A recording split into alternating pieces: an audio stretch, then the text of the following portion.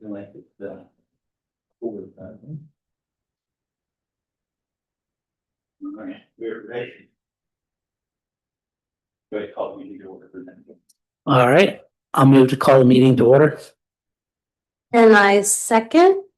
Well, just ask for a roll call. Okay, roll call. All right, Ms. Berger, Here. Mr. Wood. Ms. Mazza is absent, two present, we have a quorum. All right. So next item of business is the approval of the minutes. So you should have the minutes in your packet. Are there any questions about any of the items? Or- No. I move to approve. Okay, I'll second. all right, Ms. Berger, Yes. Mr. Wood, Yes. 2 yeas, motion approved. All right. So the primary reason why we're here this evening is to certify an eligibility list. So just to give you a little bit more context here. So in the rules, which were approved at the last meeting, under the powers and duties of the board, item number 4 says to review and approve eligibility list once they've been created and prior to the selection of a candidate for the classified position. So we are looking to fill a position in our service department. And one of the things I've done is included in your packet a description of the position. Well, it's not a description, it's the posting for the position for a maintenance worker 1 or 2. So we put out the post. We have started to receive resumes, and before we can hire anybody, we have to approve a list of eligible candidates. So like I said, our first time through this process. So I did reach out to Ben Albrecht, Mr. Albrecht. He confirmed that you are correct. We can use the resume and interview process to establish a list. So if you remember the minutes, if you remember the rules, it talks about an examination. And you might think of in the civil service, you might think an examination is a test of some sort. And while there are some public positions in which there is a test, it isn't always required. What you can do is use a resume process to help identify your eligibility list. So that's what we did. So we used the resume and interview process to identify the list and to hire the candidate. Regarding the timing, what it has said to me regarding the timing of the creation of the list, because I asked him the question, do I create the list before we do the interviews? Or do we do the interviews and then create the list and come to the board? And he said, well, as a practical matter, a lot of times you don't do the interviews first. You basically look at the resumes, identify the eligible candidates, put your list together, bring that to the board.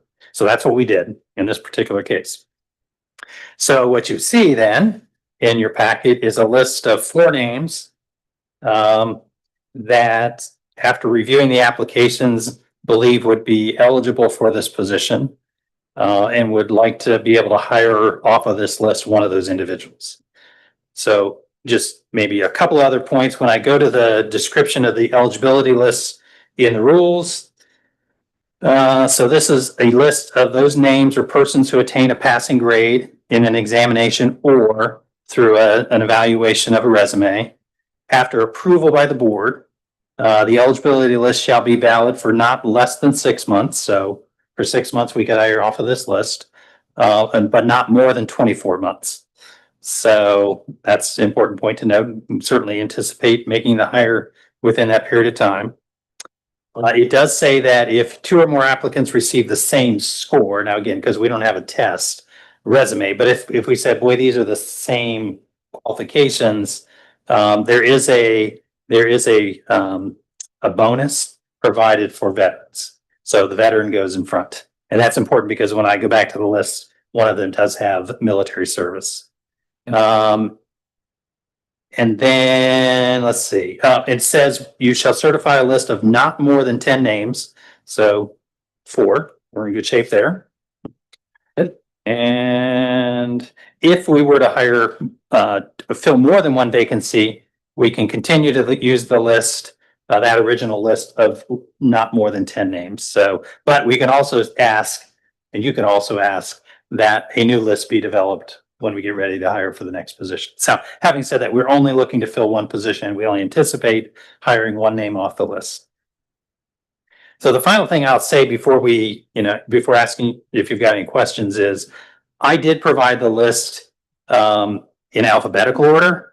But after reviewing Mr. Albrecht's letter or note to me, we should rank order the list. So I do have a rank order, and so I would ask that the eligibility list be approved in this order.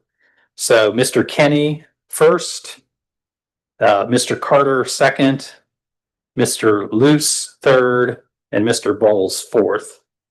And I'll just tell you a little bit. So Mr. Kenny has building maintenance experience. He has more building maintenance experience than any other candidate in the list. He has driven heavy duty trucks as well. And when you look at the position description, equipment skills are one of the things we look for. Mr. Carter is the one who also has building maintenance experience, but not as many years.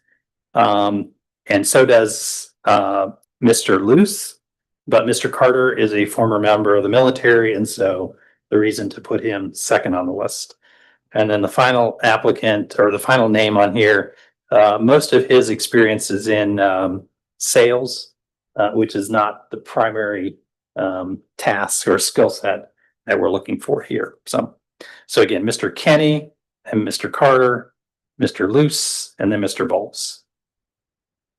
So before I ask for a motion to certify the list, any questions about what we're doing or the list or? Sure. Question there. All of these candidates here already meet the qualifications, right? Correct. Okay. Yep. Yeah. So once they get on the list, that any one of them could be hired, but generally you're working from the top down. Somebody may choose not to.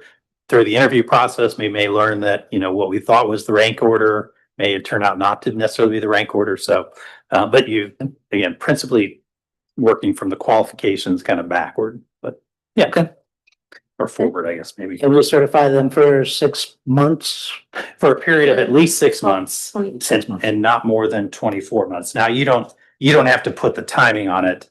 Right. It's just the rule says that you're certifying for at least 6 and not more than 24. Yeah. And so the motion then is to certify the eligibility list. So I'll move the motion to certify the list. I second. All right. Mr. Wood, Yes. Ms. Berger, Yes. 2 yeas, motion approved. All right, that is the only item of business I have, unless there's anything else either one of you have. No, I'm good. Okay, Nothing further. Perfect. motion to adjourn. So I'll motion to adjourn. I second that. Mr. Wood, Yay. Ms. Berger. Yeah. All right, 2 yeas, we are adjourned. Right.